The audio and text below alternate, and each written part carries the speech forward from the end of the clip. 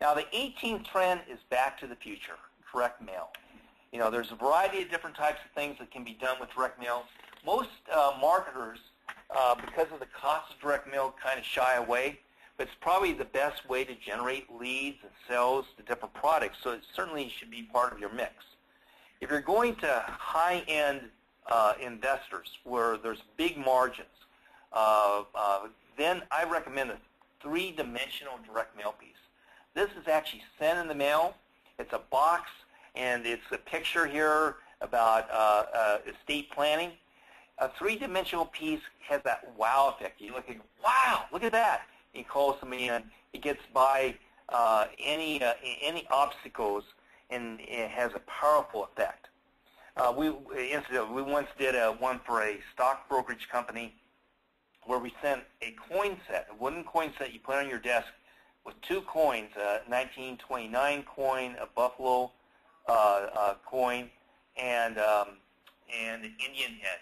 And each one tied into a series on direct mail being sent to them. If they didn't respond, they couldn't get their third coin to finish the set. We got close to a 90% response rate on that campaign. Here's a UPS package. We sent this with a direct mail piece. This, again, going to more of a high-end audience with a very exclusive list. But UPS now has a special arrangement with the post office. You can send a UPS package by U.S. Postal Service, but it looks like it's coming from UPS. It's a real UPS piece, not a phony one. And boy, does it get higher response. You're welcome to contact me if you're curious about that, but it's great for database marketing and to high-end people. Many marketers use postcards. I'll use postcards for database marketing, for conversion series, but postcards can have a problem. Look at this test with the postcard. A cost per lead was $122.50 versus a traditional direct mail piece where the cost per lead was only $39.47. You see, you can't say enough in a postcard to convince me to respond. This is called a book-a-log.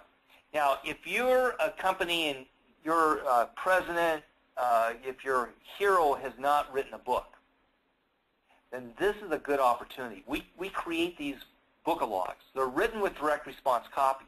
They're really a sales piece, but we break them into book chapters. And people think that they really only are books, and we mail them out. One newsletter gained over 80,000 paid subscribers from it. I was getting my hair cut, and the guy cutting my hair said his mom was reading this book, subscribed to the newsletter, sent him the book. He read the book. He thought he'd subscribe. You know what? I wrote the book. It's 120 pages or so.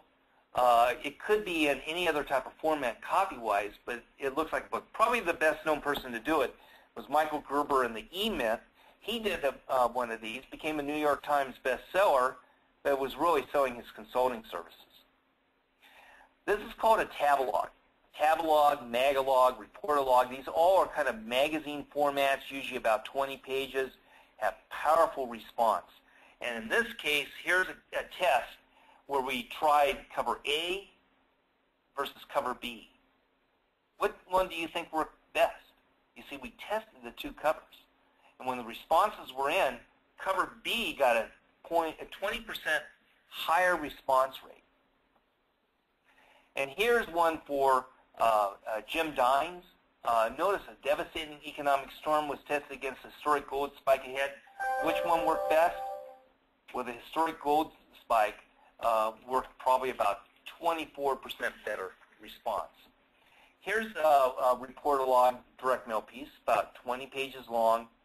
This one launched a brand new newsletter, Judgment Day for Barack Obama versus Great Gold Stampede.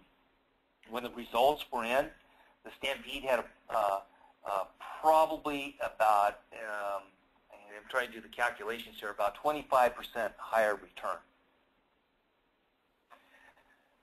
This is a traditional direct mail piece. It has an envelope, a lift note, an order form, and the sales letter. Envelopes can be different sizes, like this one's for Ken Fisher. It can stand out with different images. Here's an envelope campaign. that we did with Charles Payne, notice that there's 2 different teaser copies. This stock has already doubled since July 16th, and it could quickly double again, versus 7 things you need to know to avoid losing your shirt in a bargain stock. Which one worked best? Well, the bottom envelope is the winner by about 10%. Now, postage is important. Postage is important. Notice that at the top you have a pre-printed indicia. The middle is a bulk rate stamp, and the first one that you see on the bottom here, that is a metered envelope. Here's what's important to know. If you're doing an envelope mailing, a pre-canceled stamp, you're going out at the bulk rate, but it looks like a real first-class stamp, but it's not. That'll give you 12 to 15% higher return than a pre-printed indicia. And the metered envelope, that's going to get you about 10% higher return than the pre-printed indicia.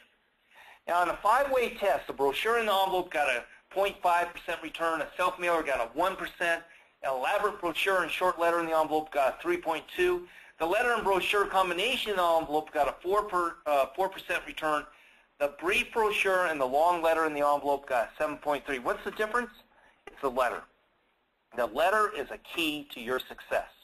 Notice the superscript at the top. Forget the gasoline engine, forget the electric car. This is called a lift note.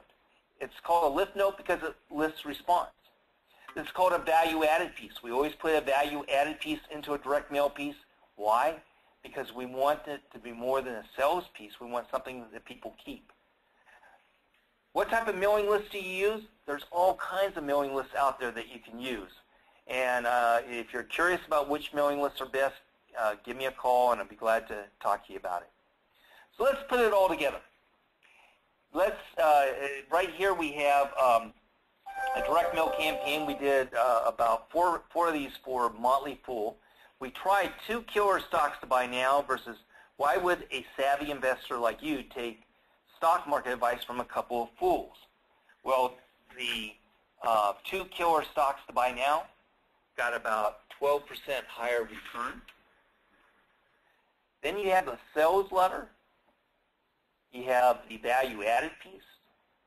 You have the lift note. You have the order form with the bonus reports, the guarantee, everything that you need. When we do these marketing campaigns, as we put it together, we look to see, can we integrate a campaign? In this case, you see the direct mail. You see an outsert in a magazine that's wrapped around a magazine. You see banner ads. You see landing pages, email. You see TV, and radio was part of this. Here's an integrated campaign using audio, CD, email, landing pages, direct mail, a variety of things. So in today's market, you got to always know what your cost per lead is for each of these, and you only do it if it pays out. If it doesn't pay out, you stop.